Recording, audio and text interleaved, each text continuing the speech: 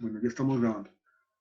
Ya que estamos por lo menos 10, bueno, bienvenidos a todos y decirles que me he atrasado un poco con con las confirmaciones de los trabajos que ustedes me han enviado. O sea, no he confirmado todavía los trabajos que me enviaron el 4 ni los que me enviaron el 11. Me he atrasado con eso. Procuraré tenerlos listos mañana, de manera que mañana todos ustedes reciban la confirmación de los trabajos que me entregaron el 4 y el 11. También estamos subiendo, ayer hay una persona que me ayuda a subir a YouTube los videos. Entonces, la clase del 4 y el 11, en teoría, tenían que haber sido subidas ayer, no sé qué pasó. Voy a averiguarme a ver eh, por qué no se han subido las clases del 4 y del 11, pero digamos que ya están en proceso. Entonces, yo supongo que en el transcurso de esta semana ya ustedes van a tener acceso a las clases, a las grabaciones de la clase del 4 de mayo y la clase del 11 de mayo, las dos clases anteriores. Ya todas las clases anteriores al 4 ya están, pero entonces en el transcurso de esta semana tendrán ya, o podrán ya revisar la clase del 4 de mayo y la clase del 11, que son las dos anteriores a la presente clase. Entonces ya tengo entonces dos deudas con ustedes, ¿verdad? Mañana voy a revisar los trabajos pendientes y a darle la confirmación de recibidos de los trabajos entregados el 4 y el 11. Los que me entreguen hoy, pues espero tenérselos antes de la próxima clase también. Pero por lo menos mañana los del 4 y los del 11. Y otra cosa más, yo esperaría que ustedes ya tengan alguna idea de lo que quieren trabajar. Entonces, la próxima clase, que es el 25 de mayo, voy a dedicar por lo menos una parte de la clase, yo diría que tal vez la primera, podemos empezar con la primera mitad tal vez, para que ustedes muy brevemente me expongan cuál es el tema que quieren trabajar. Si tienen ya una idea en el sentido de por lo menos un problema de investigación con objetivos generales y específicos y alguna bibliografía muy breve, pues les agradecería que me lo hicieran saber. O sea, vamos a hacerlo de viva voz. O sea, la próxima vez voy a ir viendo uno por dónde va precisamente sus inquietudes, el trabajo que quieren hacer, y vamos a dedicarle esa sesión a, por lo menos una parte de la sesión, a ver eso. ¿Okay? Eso sería el 25 de mayo.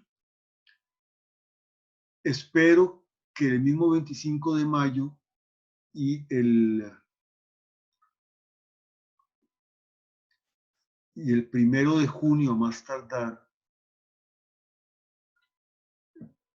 ver un tema que está en las investigaciones que se llama el tema de seguir una regla, que es un tema previo al tema del problema del lenguaje privado, o sea, el tema de qué consiste seguir una regla. Para que empezar ya por lo menos el 8 de junio con el tema del lenguaje privado, que es una especie como de clímax en las investigaciones filosóficas. ¿Okay? Entonces el 8 y tal vez el 15, y dedicar entonces el 15, tal vez el 15 todavía podemos ver algo del lenguaje privado, el 22 y el 20, y dedicar entonces el 22 y el 29 o el 15, si podemos también a ver algunos temas marginales, digamos, que estaban señalados en el programa, a saber hasta dónde los podemos ver. ¿Okay? Entonces, bueno, hoy vamos a ver, y ustedes me corrigen si estoy equivocado, pero según yo, hoy teníamos que trabajar las secciones 89-133, ¿es así? Es eso lo que les había dicho, el parágrafo del 89 al 133 de las investigaciones filosóficas, según yo. Fue eso lo que les dije. Alguien que me diga que sí o que no. Sí, sí, sí. Bueno, Sí, esos son. siendo eso, entonces podemos comenzar. A ver, voy a compartir pantalla. Vamos entonces a ver 89 Vamos a ubicarnos al 89.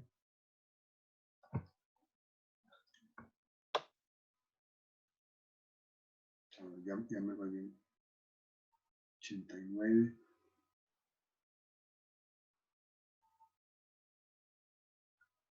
Aquí está. Bueno, dice, con estas cavilaciones, bueno, hemos visto que en la sección anterior lo que se está criticando, lo que se ha criticado bastante es que la idea es de que el sentido o el significado es algo que siempre está claramente definido, y precisamente el ideal de exactitud. En el Tractatus sí existe un ideal, digamos,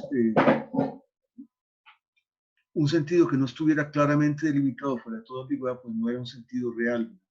Y estaba la idea de que todas las, cualquier proposición del lenguaje ordinario mediante el análisis podría retrotraerse a una función veritativa de proposiciones elementales. Entonces, que en la medida en que es una función veritativa de funciones elementales, con solo fijar cuáles son los posibles valores de las funciones de proposiciones elementales que hacen verdadera la proposición completa y cuáles son las que la hacen falso, quedaba absolutamente delimitado el sentido de la proposición.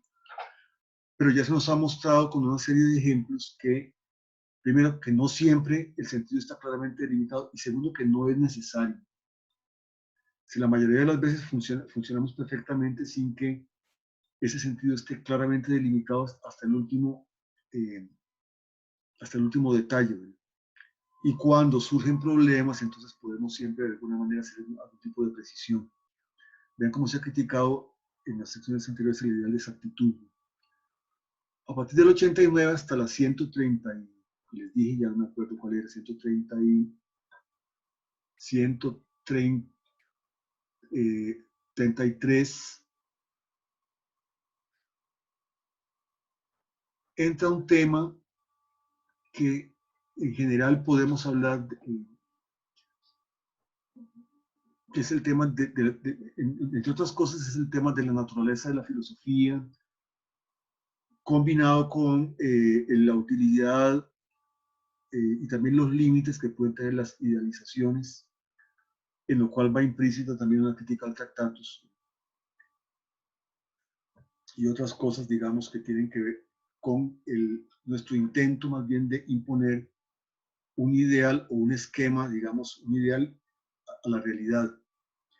En el fondo se está criticando que en el Tractatus había eso, era el intento de imponerle, digamos, habíamos presupuesto, por ejemplo, que el sentido tenía que ser algo absolutamente delimitado.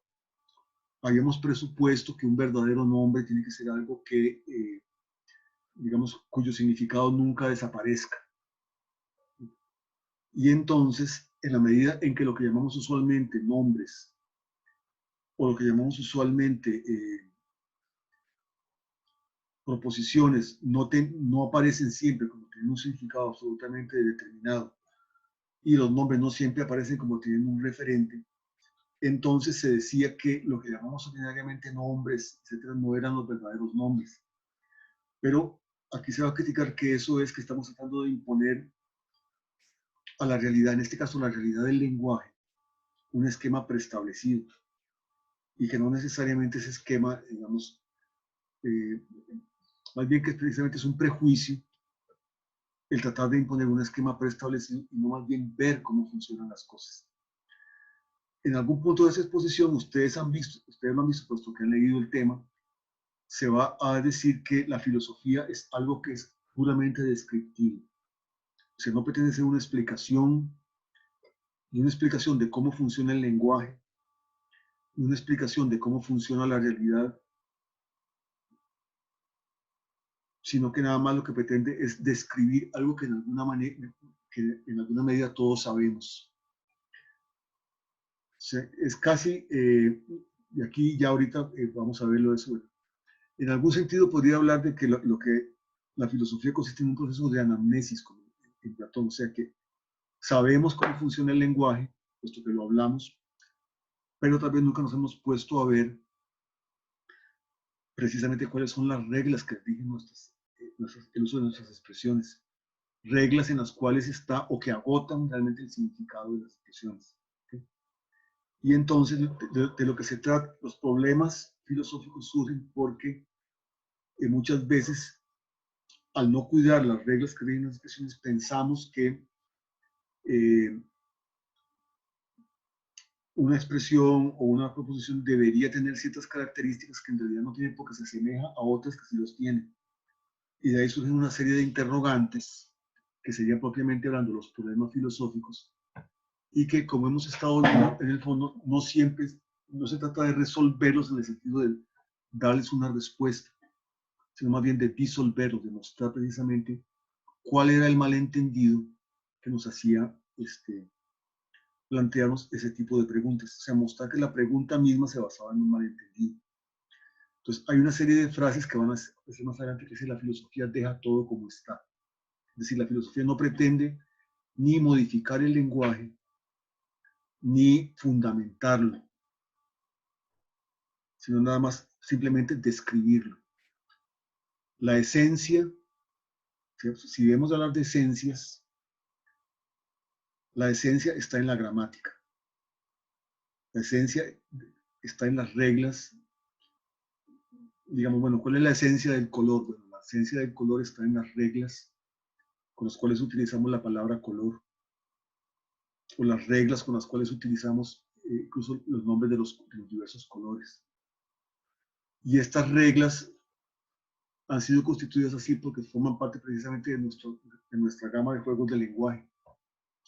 Recuerden la tesis de la autonomía de la gramática.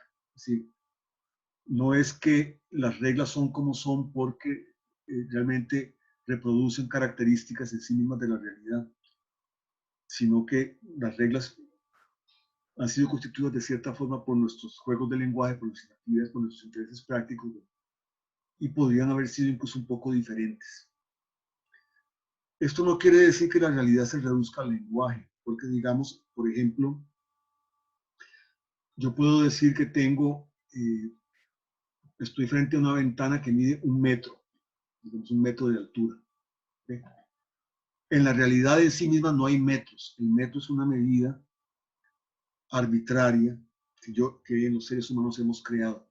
Entonces, no hay cosas que en sí mismas, independientemente de los seres humanos, independientemente de los lenguajes que hemos inventado los humanos, tengan en sí mismas 1 metro de altura. Pero una vez establecida, yo podría también decir que tiene 6 pies, no 1 metro. Pero una vez establecida la convención de qué cosa es 1 metro, entonces sí pertenece a la realidad de que tenga exactamente 1 metro y no 2 metros. Eso ya sí me dice algo sobre la realidad. ¿Sí? Pero las reglas que gobiernan nuestras palabras, bueno, entonces sí dice algo sobre la realidad que precisamente en un determinado momento podamos mostrar que una cierta descripción cumple con las reglas con lo que se espera precisamente esa descripción. Pero las reglas que rigen las palabras y los juegos que jugamos con ellas son arbitrarios y dependen de la actividad humana. O sea, nunca nos enfrentamos, digámoslo así, al mundo en sí, sino a un mundo filtrado a través de nuestro lenguaje. Lenguaje que a su vez depende de actividades humanas en las cuales esas palabras juegan algún papel. Y en ese sentido también las reglas de los juegos de lenguaje son reglas arbitrarias. Bueno, eso lo podemos ir viendo poco a poco. Okay. Bueno, aquí el 89 dice, con esas cavilaciones hemos llegado a donde reside el problema. ¿Hasta qué punto es la lógica algo sublime? Dice, pues parecía corresponderle a una particular profundidad, un significado general. Ella está, según parece, en el fondo de todas las ciencias, pues la consideración lógica investiga la esencia de todas las cosas. Ella quiere ver las cosas en su fondo, no se debe ocupar de las sillas de los acaeceres fácticos, sí, porque la lógica se supone que no es una ciencia fáctica, sino que es una ciencia precisamente que delimita todas las posibilidades de lo fáctico, como ya estaba pensado por eso en el tratado. Ella no surge por un interés en los hechos del suceder natural. Ok, esto, en el tratado habíamos visto que los hechos son contingentes y que la descripción de los hechos es la ciencia natural. Pero la lógica estaba en el tratado antes de la ciencia natural. Y más bien abarcaba todo el ámbito, digamos, dentro del cual podían darse los hechos. Ni por la necesidad de concebir conexiones causales, sino por una aspiración a entender el fundamento o esencia de todo lo conforme a la experiencia. Okay. Esto, hasta ahora lo que hemos leído va mucho con el espíritu que habíamos visto en el tratado, pero no como si debiéramos añadir para estos nuevos hechos, más bien es esencial para nuestra investigación que no queramos aprender nada nuevo con ella. Queremos entender algo que ya se abría ante nuestros ojos, pues esto en algún sentido parecemos no entenderlo. Okay. Bueno, ok.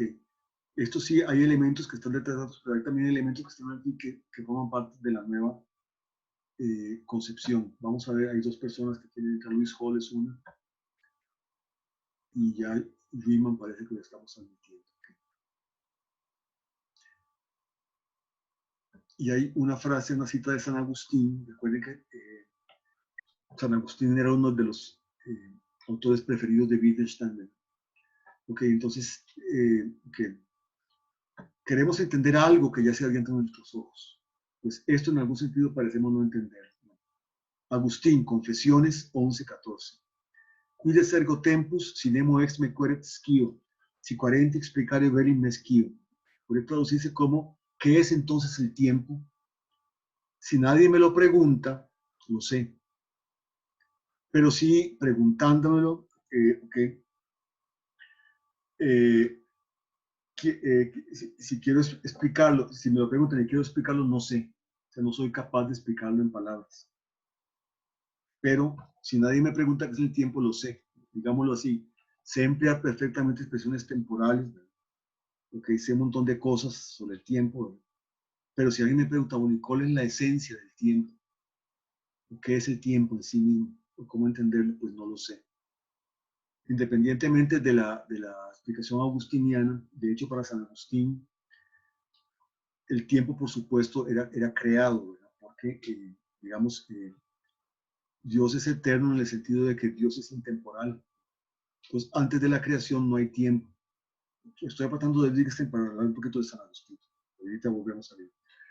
Y entonces, no se puede decir que antes de la creación del universo, digamos, dentro de la concepción cristiana, estoy explicando, no estoy asumiendo que es verdadera o no, que antes de la creación del mundo pasaron millones de millones de millones de años, o sea, transcurrió una eternidad antes de que Dios decidiera un buen día crear el universo. Porque, digamos, según esta concepción, digamos, no tiene sentido decir que transcurrió una eternidad, lo que tiene sentido decir es que Dios estaba en su esencia, que es intemporal, lo que es supratemporal, entonces no hay antes y después. Y en un momento dado, bueno, es más, ya hablar de un momento dado ya supone que, y crea el universo, y al crear el universo es cuando empieza el tiempo. Entonces, no tiene sentido decir, bueno, y eso no se diferencia mucho de la idea del Big Bang, no tiene sentido decir qué pasó 5 minutos antes del Big Bang, porque no hay 5 minutos antes del Big Bang. El tiempo empieza con el Big Bang. También en San Agustín, el tiempo empieza con la creación del mundo. Entonces no tiene sentido decir qué hizo Dios todos los años anteriores a la creación del universo, porque no hay años anteriores. ¿Okay? Bueno, pero eso es un comentario al margen. Ok. Ahora, el asunto desde el punto de vista de Wittgenstein es que, digamos, vean, una pregunta filosófica típica es ¿qué es el tiempo? Es una pregunta filosófica. Okay. La manera de responderla, como todas las preguntas filosóficas desde el punto de vista de Wittgenstein, es ver, bueno, tiempo y expresiones temporales forman parte de nuestro lenguaje. Entonces, veamos cómo, con qué reglas utilizamos la palabra tiempo, la palabra antes, la palabra después, la palabra instante, etcétera, todas las palabras que tengan que ver con la tiempo. Y ahí se nos revelará la esencia del tiempo, si quieren. Y la esencia del tiempo no es otra cosa que las reglas que rigen nuestro uso. Hay una pregunta. Sí, venga la pregunta. Bienvenida a la pregunta. Sí, hablando de lo temporal, lo que yo me estaba preguntando en el comentario leyendo esas partes es que, digamos, si hay que respetar tanto también al lenguaje cotidiano, ¿verdad? A lo coloquial, y si los usos del lenguaje, ¿verdad? Los juegos del lenguaje son tan importantes, ¿cómo sería entonces para nosotros posible decir que la filosofía, vamos a ver, si nosotros vivimos en nuestros tiempos, ¿verdad? Tenemos cierto uso del lenguaje. Entonces, ¿cómo para nosotros sería posible entender filosofías de antes que en realidad que estaba regida por otros usos del lenguaje, digamos? O sea, porque al fin y al cabo sería posible entender un texto así, ¿verdad? Que pues ya no tenemos ese contexto, ¿verdad? Como, digamos, en otras escuelas se diría que lo sociocultural es otra cosa ya. ¿Cómo sería posible para la filosofía hacer eso? O sea, sí, Vamos a ver, ¿entienden cómo a dónde voy con la pregunta? vamos a ver si entiendo bien, Cristina. Por ejemplo, lo Yo que también tengo estamos una tratando, pregunta similar en ese sentido. bueno, vamos a ver, ok. Lo que estamos tratando, a ver si entendí bien y si no es eso, pues dice Cristina que no es eso. Sí, sí, sí. Que preguntas, por ejemplo, que cómo podíamos entender la filosofía platónica o la filosofía aristotélica, por Ajá, ejemplo. ¿Sería ajá. eso? Empezando primero por el problema de la traducción y segundo, Bueno, el problema de la ya pasó mucho tiempo. Ya pasó mucho tiempo y un montón de juegos de lenguaje. Ya, bueno, bueno, usted también traduce, ¿verdad? sí, Entonces, siempre tenemos ese problema de ok, ver, bueno, qué tanto podemos perder en la traducción y qué tanto es realmente sí. posible entender esas De cosas. hecho, un comentario marginal a eso es ahora que Marco hablaba de Quine, pues en Quine hay una frase, un famoso ensayo que tiene que ver con la indeterminación de la traducción. O sea, Mm. dependiendo no puedo reconstruir el ejemplo ahora, tal vez, pero sí me voy a acordar para comentarlo y reproducirlo la próxima vez. Quine supone que hay una palabra gabegai, es la palabra, ¿verdad? Ay, capaca, sí. Gabagai, sí, bueno, ok, sí. Y que un antropólogo llega a una tribu que usa esa palabra y entonces no sabe si traducirlo como conejo o como parte separada de conejo, algo así era la cosa, ahora no recuerdo. Entonces, Bueno, yo no recuerdo el que era como con la tribu indígena, digamos, que ya llegan como unos, sí, como tipo los conquistadores, como Australia. Era como con canguro, ¿no? Que ellos le preguntan al indígena como, ¿qué es ese animal? Y los indígenas dicen canguro, pero realmente no sabían si se estaba refiriendo al animal, digamos, como que Quine sí, hace referencia a esa ambigüedad de la sí, definición extensiva. y que de hecho, el, el, la- en el ensayo de Quine no es el canguro, es conejo. ¿Verdad? Ah, Okay. ok. Entonces, es que vi un video y usaron Tal, ese tal, ejemplo. tal vez en un video pusieron el ejemplo de un canguro, pero en el ensayo de Quine, que tenía que poner a buscarlo ahora, pero prometo, y si no me cobran, otra vez mostrarles el ejemplo en la próxima clase. ¿Okay? El problema de la indeterminación de la traducción. Entonces, al final, digamos, no quedaba, digamos, cualquiera de las dos traducciones podría, digamos, valer, porque, bueno, hay una serie de presupuestos que después vamos a ver. Lo que dice Wittgenstein en alguna parte, porque esto ha dado a varias interpretaciones. De hecho, me quiero referir, después, una vez que entremos más en detalle, digamos, de las investigaciones, a discusiones respecto a interpretaciones. Por ejemplo, cuando hablamos, digamos, de formas de vida, entonces estamos hablando de formas de vida que son totalmente inconmensurables entre sí, o sea, que de manera que una forma de vida no puede entender otra forma de vida. O sea, hay intérpretes de Wittgenstein que señalan, que hacen énfasis en precisamente en la inconmensurabilidad de las formas de vida, de las formas culturales. O sea, una forma de vida es como un universo cerrado, ¿verdad? De manera que parecería que es imposible comprender adecuadamente otra forma de vida. Tenemos un problema hermenéutico. Bueno, también esto que estamos hablando es un problema hermenéutico. ¿Cómo entendemos un producto cultural de otra época, una filosofía de otra época? ¿Okay? digamos, en Peter Winch, que es un wittgensteiniano que tiene una obra que se llama The Idea of a Social Science, la idea de una ciencia social, que por cierto lo discute extensamente Habermas en la teoría de la acción comunicativa con muchos estudios previos. Se enfatiza la idea más bien de este relativismo. De hecho, vean que en un momento dado tenemos que ver, o pretendo que veamos, los influjos de la obra del segundo Wittgenstein en la filosofía de nuestro tiempo. Parte de los influjos, o parte de los que retoman y trabajan Wittgenstein, por ejemplo, está en los llamados pensadores postmodernos. Por ejemplo, Lyotard, en la condición postmoderna, utiliza extensamente el concepto de juego del lenguaje, llamado de Wittgenstein. Y en general, pues hay un enfoque de tipo relativista. ¿Okay? Pero otros intérpretes señalan o intentan interpretar más bien la noción de forma de vida como la forma de vida común a la especie humana. A mi criterio, ambas concepciones, digamos, son concepciones extremas, la verdad está en el medio. Porque, digamos, ahí sí, las formas de vida son diferentes, pero hay una parte de las investigaciones,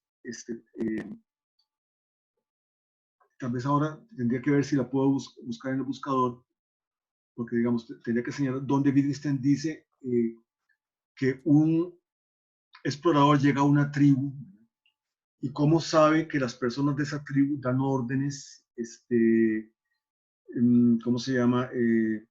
Se felicitan o se hacen ciertas actividades. Y entonces dice, el modo común de comportarse los seres humanos es la manera o el fundamento en cómo interpretamos una lengua extranjera.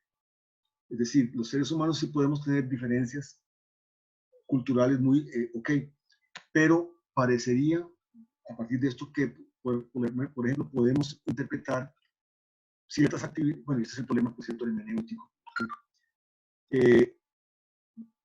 Podemos saber perfectamente cuando una persona está alegre o está triste.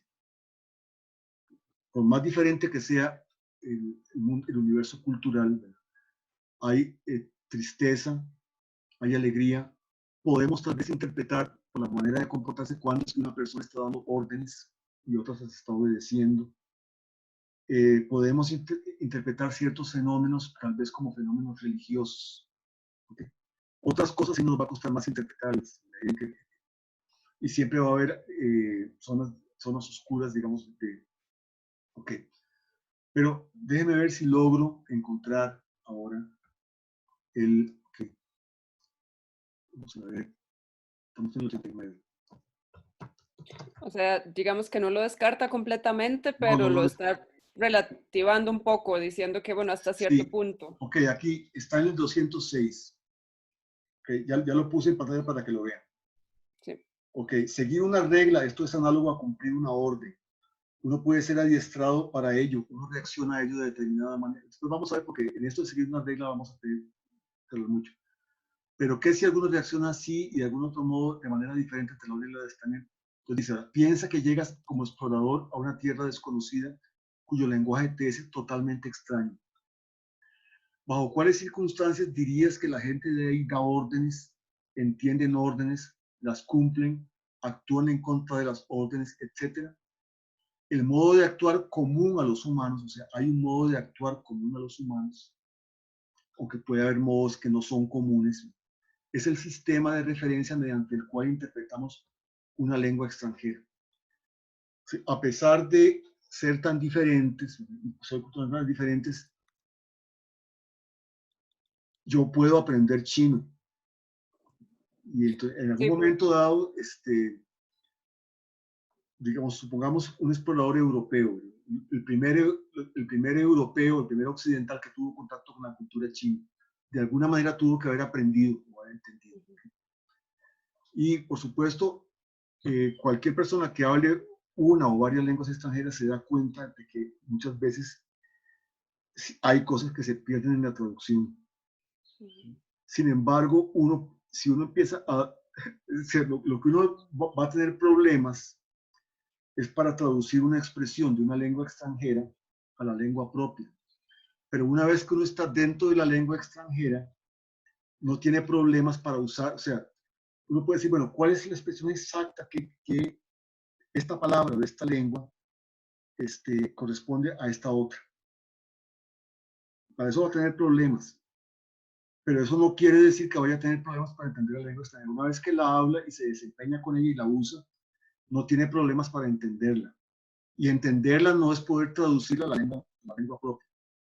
Voy a poner dos ejemplos, tal vez, y aquí estoy, pues, ahorita vuelvo al asunto. Okay.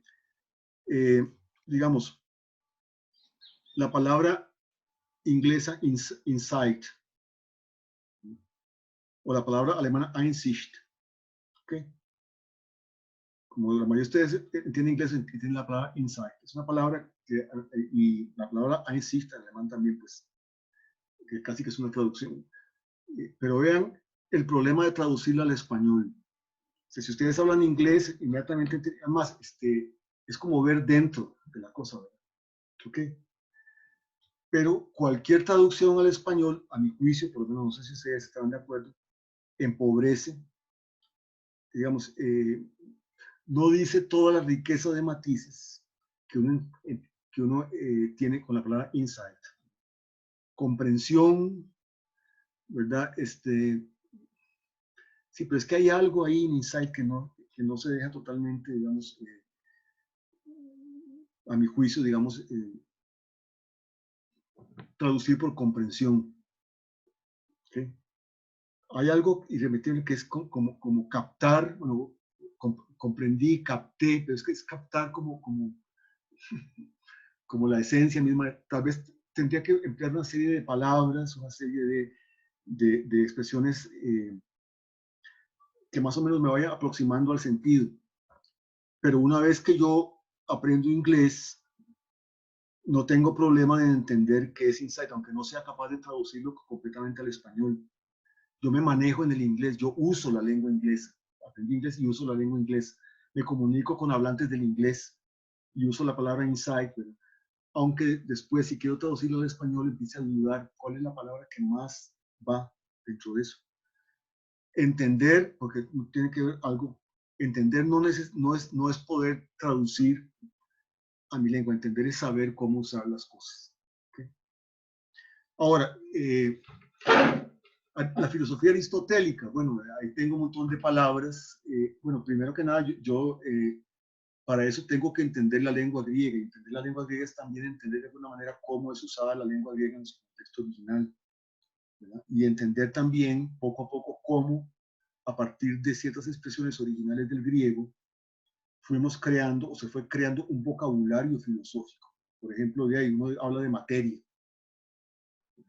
pero materia es la traducción latina de file, en griego, ¿verdad? Y por cierto que es una traducción casi literal, porque digamos, file en griego significa bosque, madera y material de construcción, porque precisamente el material con que se hacían las cabañas. Entonces, file es bosque, madera, material de construcción. De ahí se toma para el uso filosófico como lo opuesto a forma. El uso filosófico deriva de un uso metafórico, ¿no? Porque realmente es material de construcción. Materia. En latín, materia es la madera para construir. Ese sentido original. Y de hecho, la palabra latina, materia, da origen a dos palabras españolas. La palabra materia y la palabra madera. Vean que la palabra madera deriva del latín materia. ¿Okay? Pero claro, entonces la idea es el material de construcción, ¿okay? Y la forma, ¿okay? Bueno, y si yo digo, por ejemplo, idea o eidos, la idea platónica, las ideas, ¿verdad? La idea. Eso viene del griego, de una palabra griega que tiene que ver con un verbo que significa, bueno, la palabra idea o eidos significa el aspecto que una cosa ofrece a la vista. Tiene que ver con un verbo que tiene una relación inmediatamente visual. ¿Okay? Entonces, de ahí vamos construyendo un vocabulario filosófico y vamos aprendiendo, podemos entender precisamente cómo es que los autores lo van usando en su contexto. Y okay, digamos, entender una lengua clásica o una lengua o incluso un discurso filosófico clásico es tan problemático, ni más ni menos, que entender una lengua extranjera, una lengua de otras, viendo precisamente cómo los autores utilizan en el contexto y todo eso, pues es posible de alguna manera, a partir de nuestro horizonte, pues mediante una fusión hermenéutica de horizontes, que pues captar bastante, digamos, de ese universo cultural diferente. Pero no sé si, bueno, esta es la pregunta de Cristina, pero no sé si Cristina quedó satisfecha con mi respuesta o más o menos. Más o menos, pero es que creo Está bien.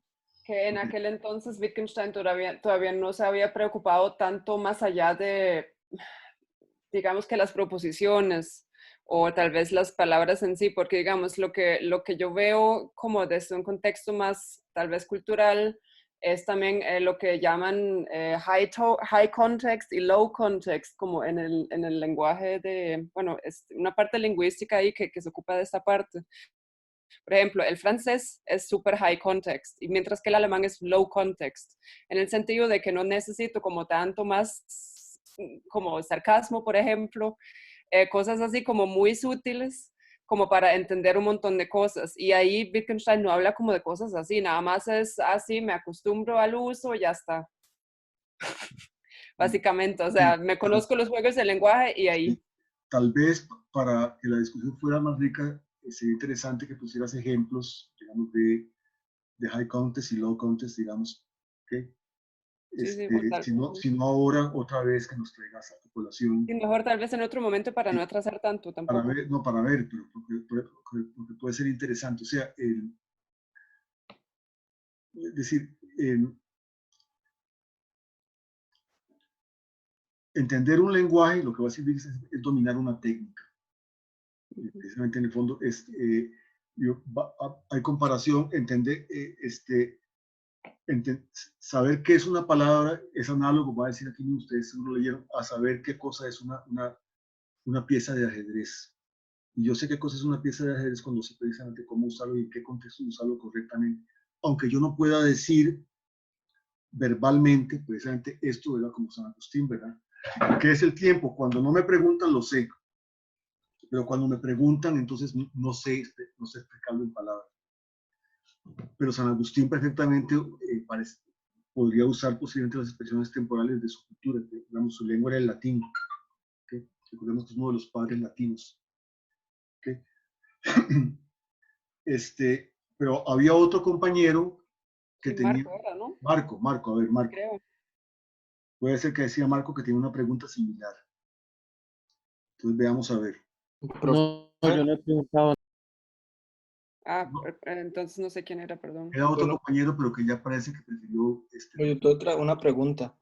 A ver, Estaba leyendo un poco sobre el concepto de formas de vida, que en un artículo leía más o menos como la solución que daban a este problema, el relativismo, era que la traducción se hace posible cuando hay esa compatibilidad de formas de vida y el autor como que utilizaba la misma estrategia que hace Heidegger, de que habla de, digamos, de que todos en tanto Daseins tenemos acceso a la la intersubjetividad subjetividad.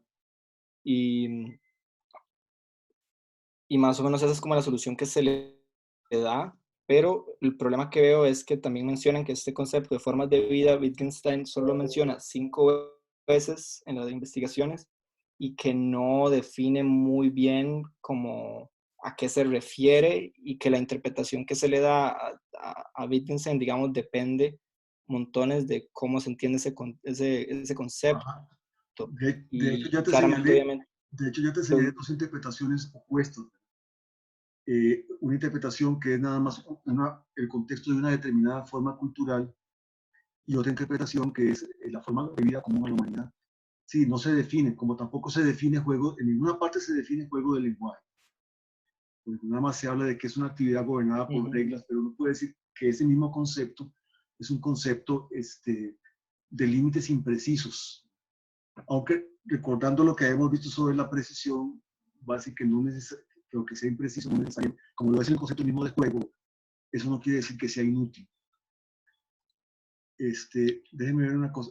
Tal vez sí creo que sea importante y creo que lo podemos hacer. Voy a buscarme el artículo de Juan sobre Gabegay y vamos a ver qué podemos sacar de ahí. Veo que Antonio Badilla está levantando la mano. Ya voy un momentito. Déjenme un instante, un pequeño instante, ya regreso.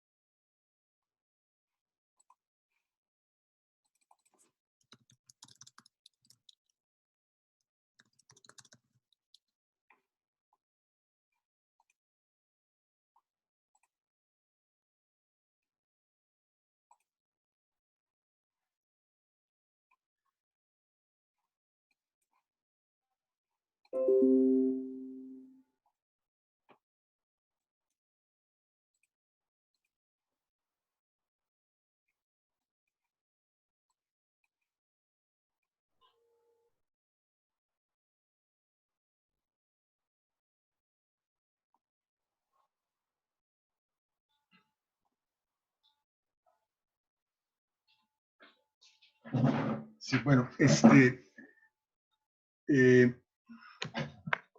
de responder a Antonio, que le pongo la mano, ya te daré la palabra a Antonio, hay una cosa que es, sí, es decir, se usa formas de vida en unas cuantas ocasiones, ¿verdad? Pero vean, y entonces, claro, vean que se habla de juegos de lenguaje que aparecen, que cambian, ¿verdad? Entonces uno podría perfectamente a partir de inferir que las formas de vida mismas pueden cambiar. Podemos referirnos a formas de vida culturales. También se habla mucho, hay montones de ejemplos de imaginar una tribu que vive de esta manera, que se comporta de esta manera. O imagínate una tribu que hace tales y tales cosas. A cada rato, Wittgenstein está proponiendo tribus imaginarias que actúan de cierta forma y eso le sirve para explicar, digamos, cómo en ese contexto podría funcionar una cosa. Vean cómo se habla también de de que llega a una comunidad, ¿verdad? Que tiene ciertas prácticas diferentes. Entonces, uno puede suponer perfectamente que además juegos de lenguaje que aparecen y otros son desechados. Ahora se habla también de lenguajes que, por ejemplo, de inventos, de nuevos juegos de lenguaje que aparecen y que pues empiezan a tener un uso práctico en el contexto de la vida humana. Entonces, me parece que podemos hablar tanto de ambas cosas, de formas de vida diferenciadas culturalmente, y no obstante de que hay algo común a todas las formas de vida, que es lo que nos permite interpretar, desde fuera hacia aquello que es común a todos los seres humanos, es lo que nos permite interpretar o llevar a interpretar otra cultura y por lo tanto también otro lenguaje, en la medida en que ese otro lenguaje corresponde también a otra forma de vida, en cierto aspecto diferenciado de la nuestra. Pero vamos a ver, ahora sí, perdón, Antonio, ¿cuál era tu consulta? ¿Antonio? Sí, eso tiene mucha relación con lo que usted estaba hablando ahora sobre la traducción. Cuando yo estaba leyendo los parágrafos, me vino a la mente que dentro de esa contextualidad del uso, del uso y el significado, que cuando traducimos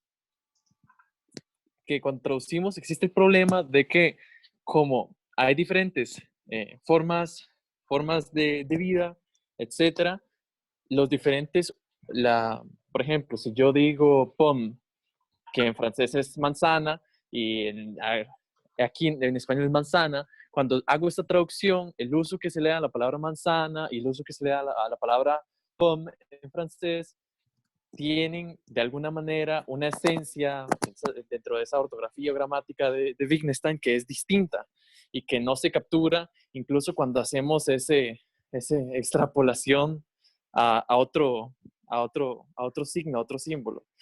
Pero también me surge la duda de cómo utilizamos de manera muy cosmopolita diferentes signos que parecen universales, como asociar rojo con peligro o cosas así. Bueno, tal vez no sea de todas las culturas que se asocia el rojo con peligro, ¿verdad? Ahí puede haber una variación cultural, ¿verdad? Pero digamos, el ejemplo de POM tal vez no me parece, porque no veo que haya tanto problema bueno, se me ocurrió que papa es pomme de terre, ¿verdad? Manzana de tierra, pero Bueno, en alemán eso es papas fritas. Pom.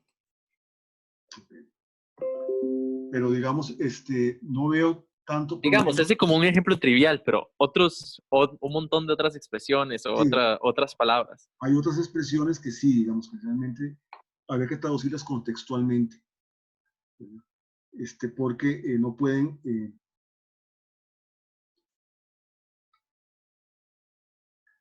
por ejemplo, es que ya no vamos a leer mucho. Sí. Pero si habrían universales como antropológicos, ¿no? Eso supongo Bueno, que es lo que está dando la idea de forma eso es lo que cotidiana. está suponiendo, o sea,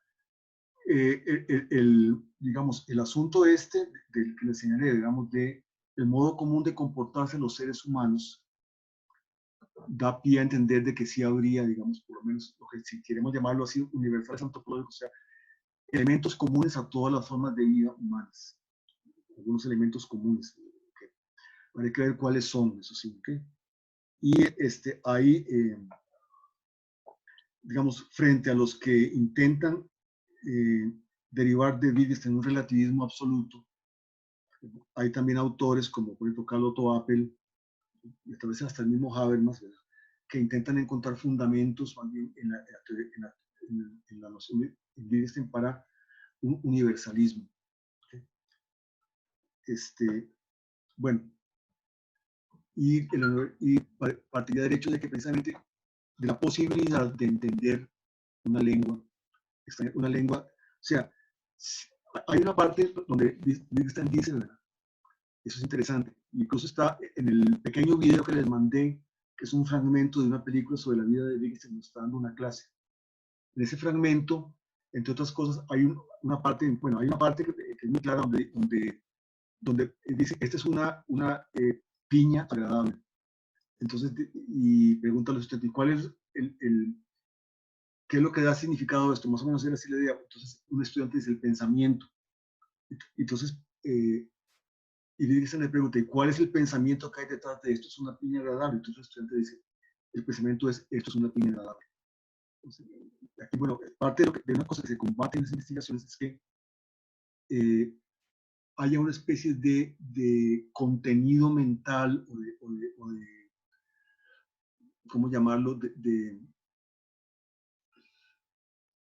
De contenido de conciencia que sería el significado de una oración.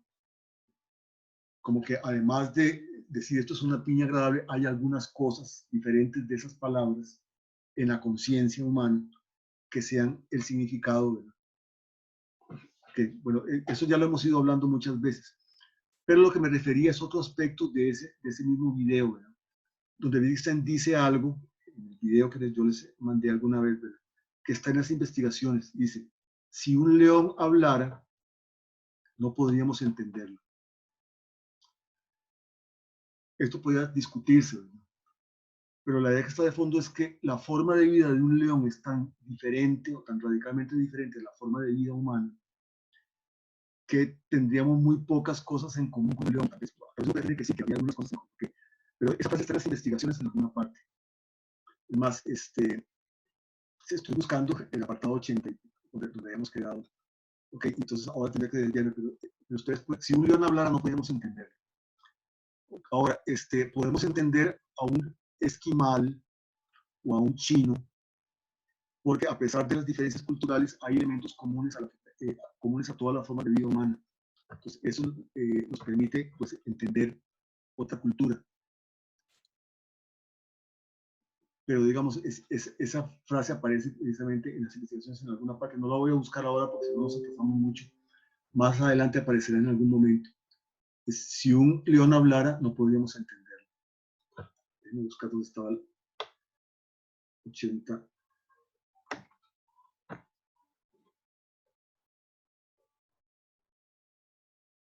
Okay. 89, 88. 89, ok. Bueno, en esta sección, ok, es como si nos ve a través de los fenómenos. Nuestra investigación, no obstante, no se dirige a los fenómenos, sino a las posibilidades de los fenómenos. Ok, bueno, aquí toda esta sección, en gran parte, lo que, ok, dice que Agustín se acuerda de los distintos enunciados que se hacen sobre la duración de los sucesos, sobre su pasado, presente o el futuro. Estos son naturalmente enunciados filosóficos. Por eso nuestra consideración es gramatical, y esta consideración arroja luz sobre nuestro problema, en tanto aparta los malentendidos. Por algo que dijo uno de ustedes ahora, un pequeño paréntesis, ¿verdad?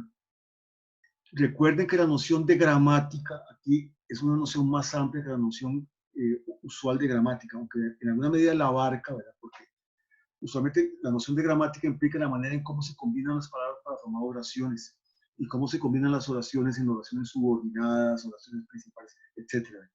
Pero aquí vamos más allá de eso. Aquí lo que estamos en el fondo es viendo las reglas. Aquí gramática significa las reglas de acuerdo a las cuales se usan las palabras en los contextos de la vida cotidiana. Entonces, claro, hay una gramática de los colores, que, por ejemplo, entre otras cosas, excluyen que yo pueda escribir el mismo color a la misma superficie totalmente. ¿Okay? Y también, precisamente, forma parte de la gramática los criterios con los cuales yo aplico una palabra a ciertas cosas. ¿Okay? Por ejemplo, si yo aplico la palabra amarillo a las cosas que son amarillas, quiere decir que domino las reglas de uso de la palabra amarillo. Entonces domino la gramática del amarillo. También vean que no solo la idea de las reglas, digamos, sintácticas, con las cuales yo combino las palabras, sino también de las reglas pragmáticas de aplicación de las palabras a los contextos de las cosas. ¿Okay? Entonces, nuestra consideración es gramatical. Esta consideración arroja luz sobre su problema, en tanto aparta los malentendidos. Malentendidos que conciernen al uso de las palabras producidos, entre otras cosas, por ciertas analogías entre las formas de expresión de diversas regiones de nuestro lenguaje. Estas analogías son las que nos confunden y las que nos hacen plantear problemas, según esto, ¿verdad? Problemas filosóficos, ¿verdad? Por ejemplo, yo busco, yo digo, por ejemplo, la palabra, qué sé yo, libro, es un sustantivo. Entonces, y tiene sentido en esto que te preguntas, ¿y dónde está el libro? ¿Sí? Bueno, entonces, el libro, ¿verdad? Es una cosa que tiene un lugar. Entonces, aquí está el libro. O el libro está sobre la mesa, o el libro está en la biblioteca. Y tengo la palabra belleza, que también funciona como un sustantivo, la belleza o la justicia. Y entonces surge por similitud, bueno, y así como tiene sentido preguntar dónde está el libro, parecería que tiene sentido preguntar dónde está la justicia. Pero por lo menos en el sentido, si el libro es el nombre de una cosa, la palabra libro es el nombre de una cosa, la palabra justicia también parece ser el nombre de una cosa. Solo que como que el paradigma de cosa para nosotros es un cuerpo. Entonces aquí parece como que de pronto estamos ante un cuerpo incorpóreo. ¿Y dónde está la justicia? Bueno, entonces está a través de un cielo platónico, en un ámbito ideal de ideas. Pero nada más lo que hay que notar es que la palabra justicia no funciona de la misma manera que la palabra libro.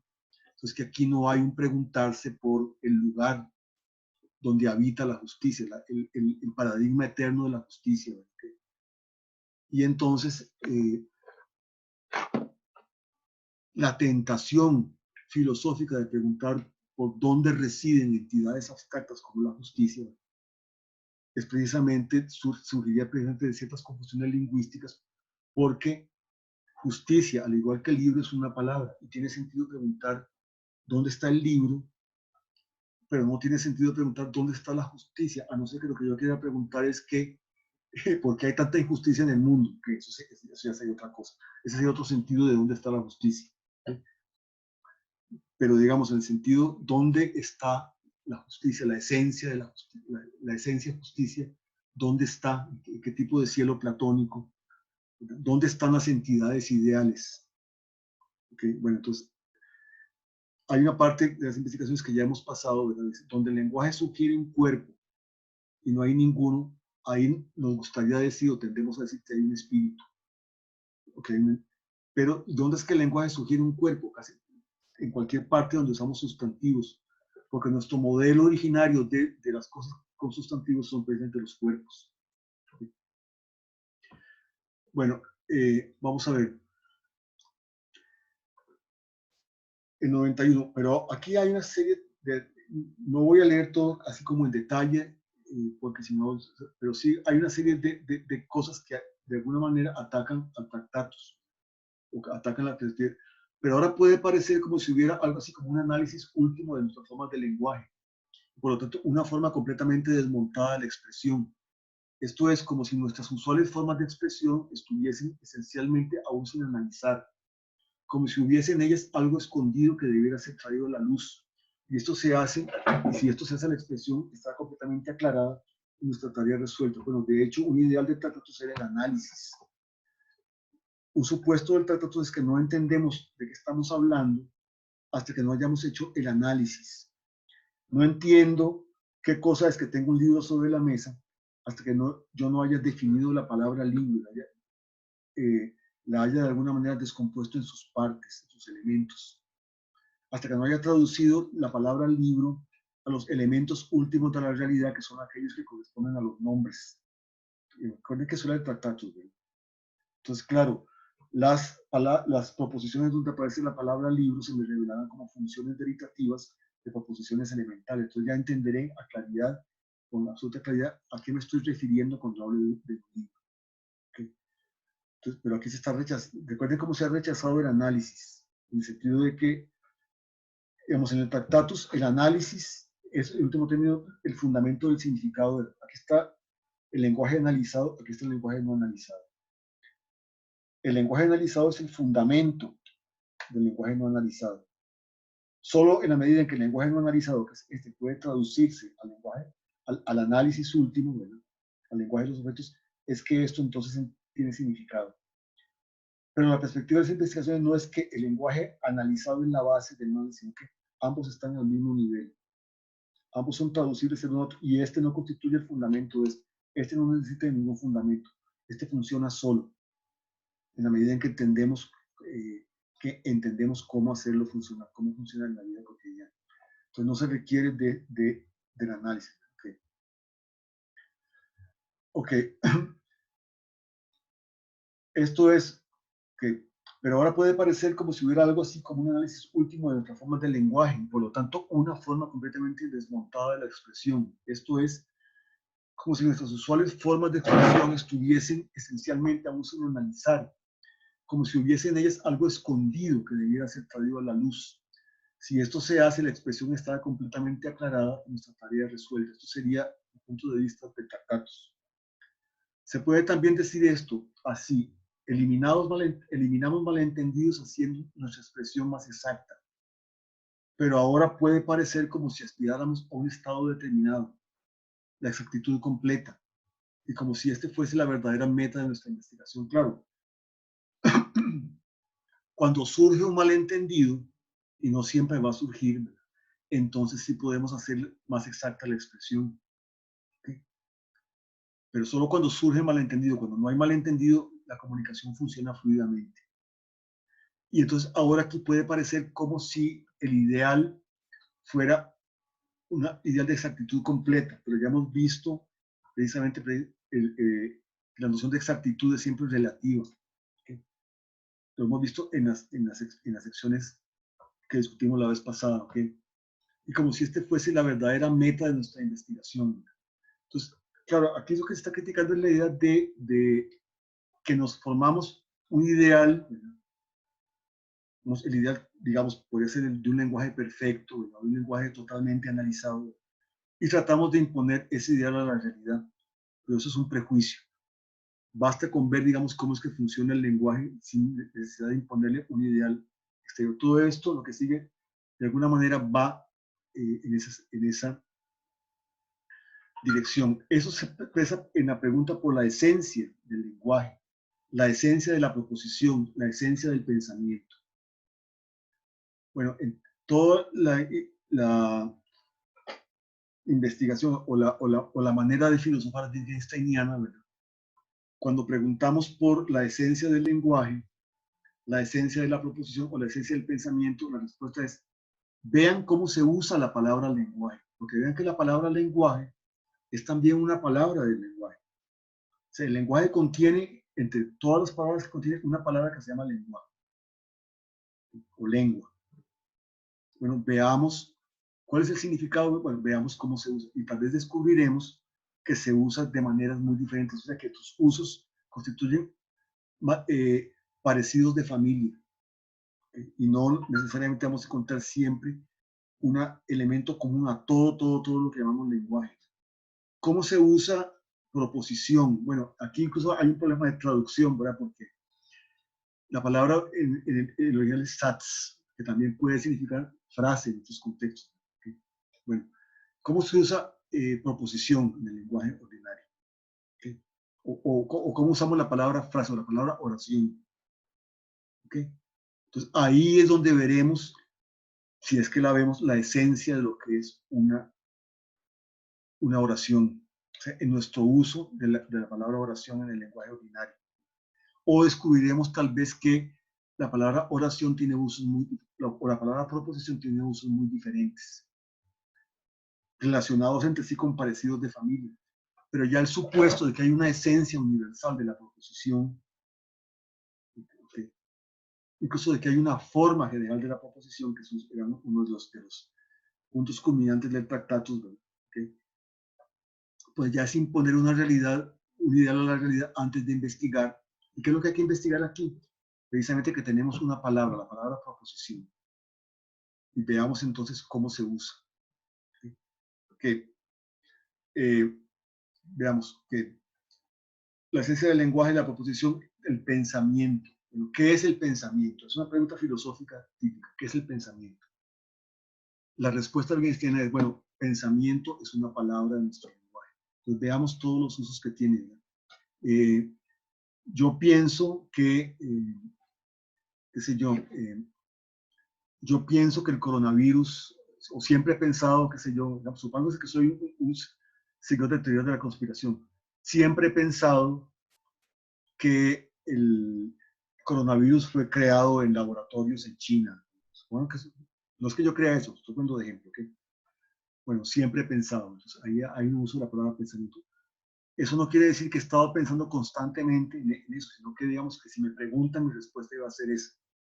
Y que me convencí por X, okay, bueno, pensamiento.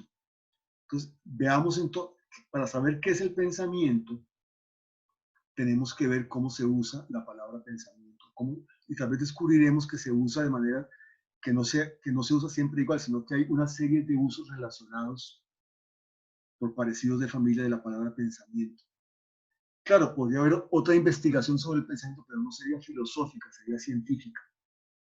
Porque la investigación científica es ya, para Wittgenstein la investigación filosófica es una investigación conceptual. Y los conceptos digamos, o la manera correcta de llevar a cabo una investigación conceptual es ver cómo en el lenguaje es que usamos las cosas. Porque, digamos, el concepto de pensamiento es el significado de la palabra pensamiento. Y la palabra pensamiento está regida por los usos que le damos a esa palabra en el lenguaje. O sea, en el lenguaje, es incluso en el conjunto de prácticas dentro de las cuales y solo dentro de las cuales tiene sentido el lenguaje. Recordemos que el sentido es de lo que es intersubjetivo, porque el lenguaje es el lenguaje de una comunidad que se comunica entre sí y que se comunica entre sí también en la medida en que también está interesado en un vérselas práctico con el mundo. con el mundo que los rodea. Entonces, para esos fines, para esos intereses, para esa manera de aproximarse al mundo, de alguna manera determinada por los proyectos, por los intereses que tiene esa comunidad frente al mundo, es que se abre, estoy empleando un lenguaje que no es bien ese, que digamos así, que se nos abre un mundo para nosotros. El mundo se nos abre desde nuestras intenciones con respecto a ese mundo. Y lo que el mundo es para nosotros está determinado precisamente por esa manera digamos, por la manera, digamos, interesada en la cual nos relacionamos con ese mundo que tenemos ante nosotros y nos relacionamos en una comunidad que se comunica, es intersubjetivo. Entonces, bueno, lo que quería decir aquí, porque también me fui un poco, es, digamos, podría haber una investigación sobre el pensamiento que ya no sería filosófica, sería tal vez científica, y puede tener esta forma, bueno, ¿qué sucede en el cerebro cuando pensamos? Por ejemplo, ¿qué sucede en el cerebro cuando yo pienso, tengo ganas de comerme una manzana? Entonces ahí me pongo a investigar, ¿verdad? Y veo que, veo las neuronas y veo que entonces cuando pongo, supongamos, que deseo comerme una manzana, se encienden estas neuronas y se enciende tal otra cosa y sucede una serie de fenómenos. Entonces yo digo, el pensamiento de deseo comerme una manzana no es más que esta serie de fenómenos neuronales. Muy bien. Entonces ya la esencia del pensamiento y comer una manzana no es otra cosa que y describe una serie de fenómenos neuronales o incluso una serie de procesos químicos en el cerebro. ¿Okay? Bueno, eso no es una investigación filosófica, es una investigación científica, es decir, una hipótesis de qué es lo que sucede en el cerebro cuando yo pienso que deseo comerme una manzana. Pero para saber qué significa deseo comerme una manzana, yo no tengo que hacer ninguna investigación de tipo neuronal. ¿Okay? Yo nada más tengo que saber, digamos, cómo se usa, saber qué quiere decir que deseo comerme una manzana y los demás me entienden, ¿verdad? Es en la medida en que yo mismo he recibido o he, digamos, al aprender el lenguaje, he hecho uso de oraciones como esas o entiendo las reglas que rigen una oración como esa. ¿Okay? Y entonces no necesito, digamos, no es que la investigación científica no tenga sentido, pero es algo diferente de la investigación filosófica. O sea, la investigación científica implica investigar ciertos fenómenos ocultos. Por ejemplo, investigar qué pasa en el cerebro. Por ejemplo, y es una hipótesis que en el cerebro pasa algo, porque puede ser que pasen cosas muy diferentes. O puede ser que yo me decante más bien por la idea de que no, de que en realidad lo que hay es un alma que tiene pensamiento. Bueno, okay. Todas esas cosas, incluso la idea de un alma, que sería la explicación, no pasa nada en el cerebro, hay un alma que piensa. Lo que pasa en el cerebro es nada más, okay. Eso serían cosas que no serían en sí mismas filosóficas. Por supuesto, yo tendría que ver, y si sería filosófico, ver cuál es el uso que hago de la palabra alma. ¿Qué digo? O sea, cuáles son las reglas que rigen mi uso de la palabra alma. Y ahí se me revela el significado de alma. ¿Sí? Que esto se expresa en la pregunta por la esencia del lenguaje, de la proposición, del pensamiento. ¿Okay? Pues aun cuando en nuestras investigaciones también tratamos de entender la esencia del lenguaje, su función, su estructura, no es esto lo que esta pregunta tiene a la vista, pues ella no ve en la esencia algo que esté abierto a la luz del día. Está abierta como si ponemos atención a la manera, ¿sí? Si nos fijamos, si describimos, vean, la filosofía es totalmente descriptiva, es decir, si describimos cómo es que usamos la palabra lenguaje, ¿verdad? Pensamiento, composición, ¿verdad?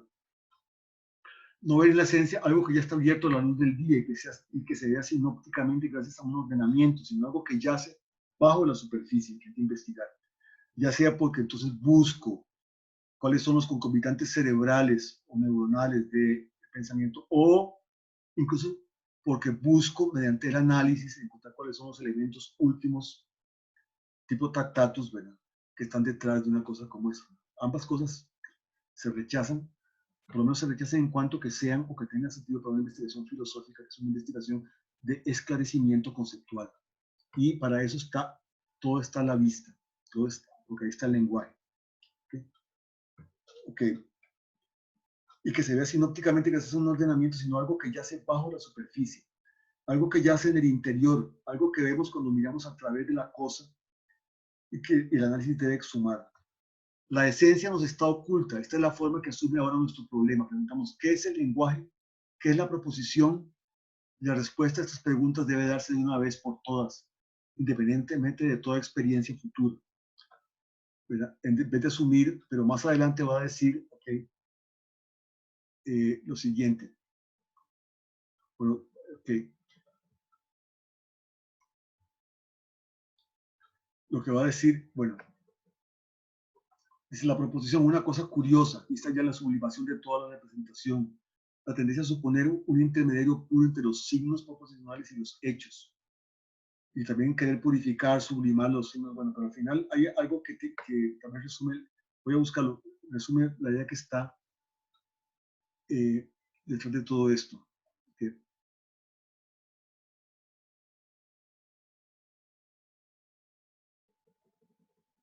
Bueno, tal vez aquí, pero ahorita voy más bien hacia eso. A la ilusión particular que es común aquí, se reúnen otras de diversa procedencia. El pensamiento y el lenguaje nos parecen el singular correlato, imagen del mundo. Los conceptos proposición, lenguaje, pensamiento, mundo están en fila uno detrás del otro, siendo cada uno el equivalente del otro. La proposición que dice. Pero, ¿para qué se han de utilizar estas palabras? Falta el juego del lenguaje en el cual deben ser utilizados. O sea, hay que, o sea, aquí la idea que está en la misma proposición, lenguaje, pensamiento, mundo, son palabras del lenguaje también. Entonces, vea, si queremos saber qué son, lo único que basta es ver precisamente cómo las usamos en el lenguaje. Entonces, ok. Entonces, estamos, ok. Aquí dice, bueno, aquí es el 90, voy a leer el 97, ¿verdad? Porque al final dice algo. ¿verdad? El pensamiento está rodeado de un halo. Su esencia, la lógica, presenta un orden, el orden a priori del mundo. Esto es el orden de las posibilidades que deben ser comunes al mundo y al pensamiento. Esto es el Tractatus. Pero este orden, según parece, debe ser sumamente simple. Es anterior a toda experiencia. Debe atravesar toda experiencia. No debe adherirse a ninguna turbidez o inseguridad empíricas. Debe estar más bien hecho del cristal más puro. Pero ese cristal no aparece como una abstracción, sino como algo concreto, como lo más concreto, como lo más duro, por decirlo así. Tratatos lógicos filosóficos número 5563. Esa proposición de Tratatos dice lo siguiente. Que tengo el Tratatos, dice 5563. Dice el Tratatus, esta es la que está citando aquí. Dice, de hecho, todas las proposiciones de nuestro lenguaje ordinario están tal como están ordenadas de manera lógicamente perfecta. Esta cosa extremadamente simple que hemos de indicar aquí no la apuntamos a modo de parábola de la verdad, sino que es la propia verdad misma. ¿Ok? Los problemas no son abstractos, sino lo más concreto que hay. Entonces aquí se está refiriendo a todo esto. Lo más concreto, lo más duro. ¿Ok? Por eso se refiere aquí. Dice, estamos bajo la ilusión de que lo particular, lo profundo, lo esencial para nosotros en nuestra investigación reside en que ella trata de conseguir la incomparable esencia del lenguaje. Esto es el orden que existe entre los conceptos de proposición, palabra, argumento, verdad, experiencia. Este orden es un supraorden entre, por decirlo así, supraconceptos. Mientras que las palabras, lenguaje, experiencia, mundo, si tienen alguna utilización, deben tener una tan humilde como las palabras mesa, lámpara, puerta, que son palabras también del lenguaje. Todo esto, ok, vamos a ver.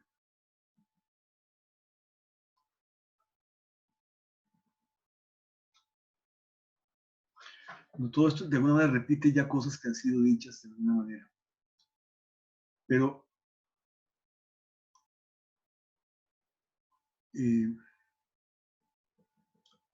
vamos a avanzar un poquito más.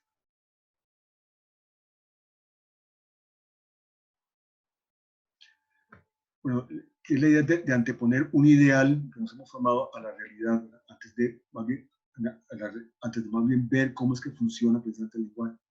El ideal de nuestro pensamiento es inquebrantable, no puede salir de él, debe siempre regresar de nuevo. No hay ninguna fuera, que entonces todo esto es la misma idea. ¿Okay? Se predica de la cosa lo que está en el modo de representación, o sea, se predica de la cosa lo que nos hemos puesto como un presupuesto. ¿Verdad? Tomamos la posibilidad de comparación que nos impresiona por la percepción del estado de cosas de la más alta generalidad. ¿Okay? Si creemos que aquel orden ideal, el ideal es perfecto, debemos encontrarlo en el lenguaje real, nos volvemos insatisfechos ante lo que cotidianamente en la vida se llama proposición, palabra, signo. La proposición, la palabra, de las cuales trata la lógica, debe ser algo puro y claramente recortado. Y nos quebramos la cabeza sobre la esencia de los auténticos signos, como por ejemplo sobre la esencia de los auténticos nombres.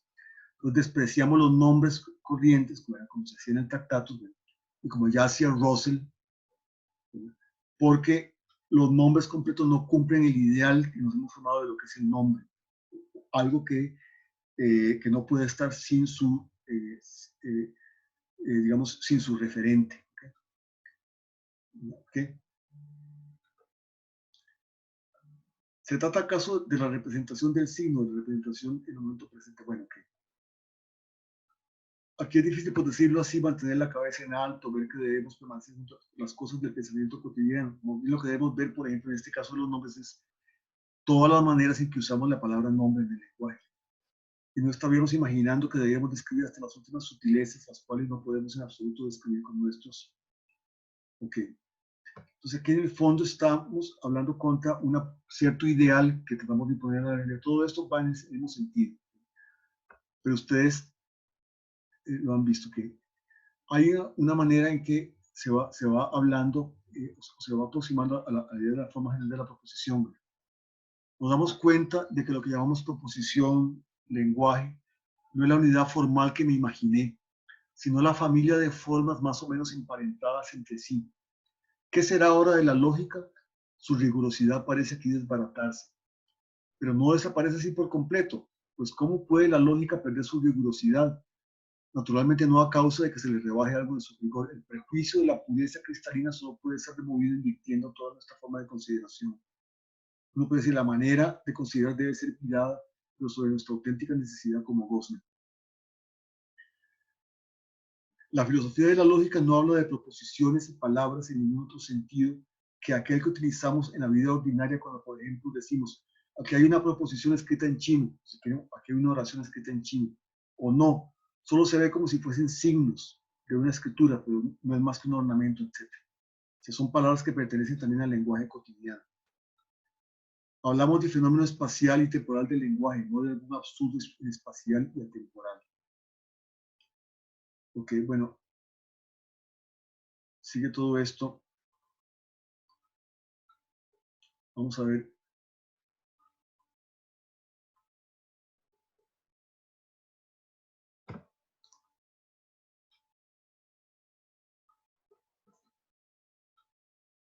Tratados lógico-filosóficos.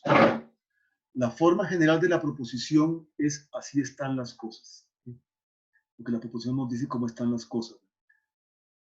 Esta es una proposición del tipo de las que uno se repite una y otra vez. Uno cree seguir una y otra vez la naturaleza y solo recorre la forma mediante la cual la observamos. Okay. De hecho, después va a decir, dentro de un poco, vamos a ver, tal vez hoy mismo podemos llegar a esa parte, ¿verdad? Que así están las cosas es también una oración de nuestro lenguaje, ¿verdad? Por ejemplo, el fulano de tal me dijo que así estaban las cosas, que entonces debíamos vender las acciones.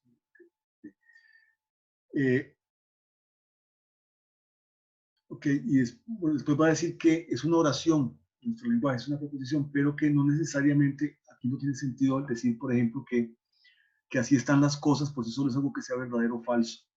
También se emplea como una especie de forma de variable para cualquier proposición, ¿verdad? Sin embargo, ella misma es una proposición más. Eso lo vamos a ver después, porque tal vez después lo explica más adelante. Una imagen nos tiene prisioneros y de ahí no podemos salir, pues ella está en nuestro lenguaje y parece repetirnos inexorablemente. Ok, aquí hay otra.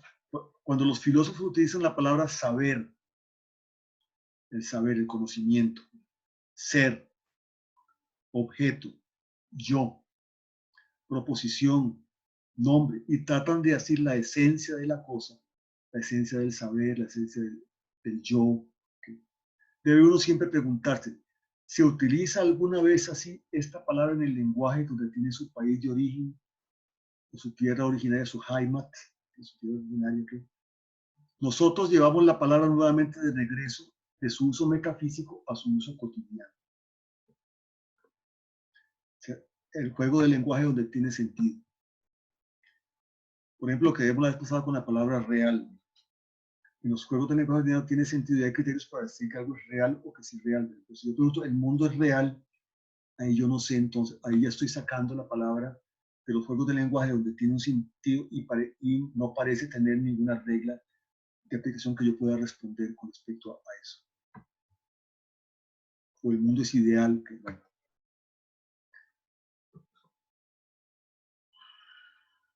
Se me dice, ¿así que entiendes esta expresión? Bueno, pues por ejemplo, la expresión real.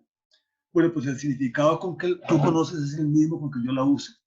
Ya conoces el significado de, qué sé yo, es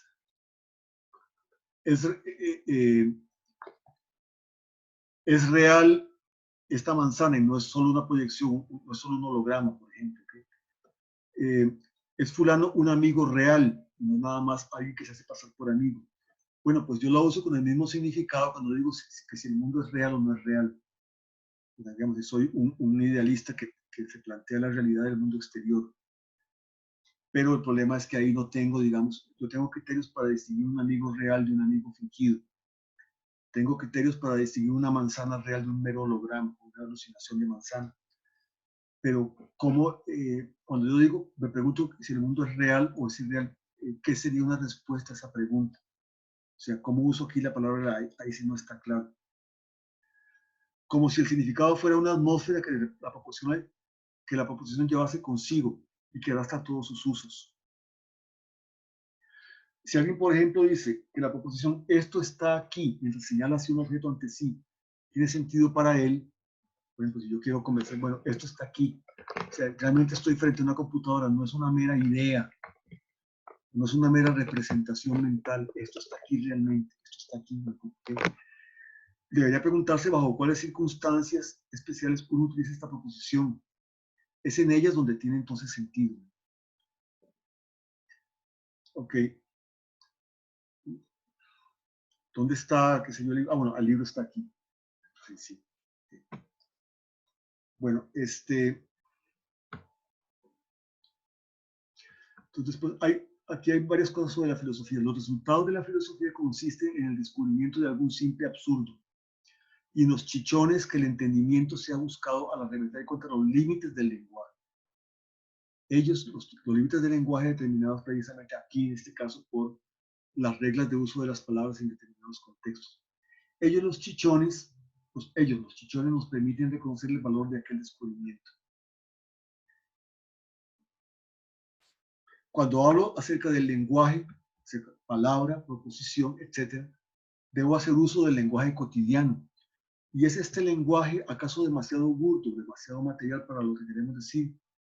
¿Y cómo puede saber construirse algún otro? Y qué extraño que podamos siquiera hacer algo con el nuestro. Que yo, para mis explicaciones concernientes al lenguaje, deba ya utilizar el lenguaje completo y no, por ejemplo, uno preparatorio provisional, muestra ya que solo puedo fundar. Bueno, okay.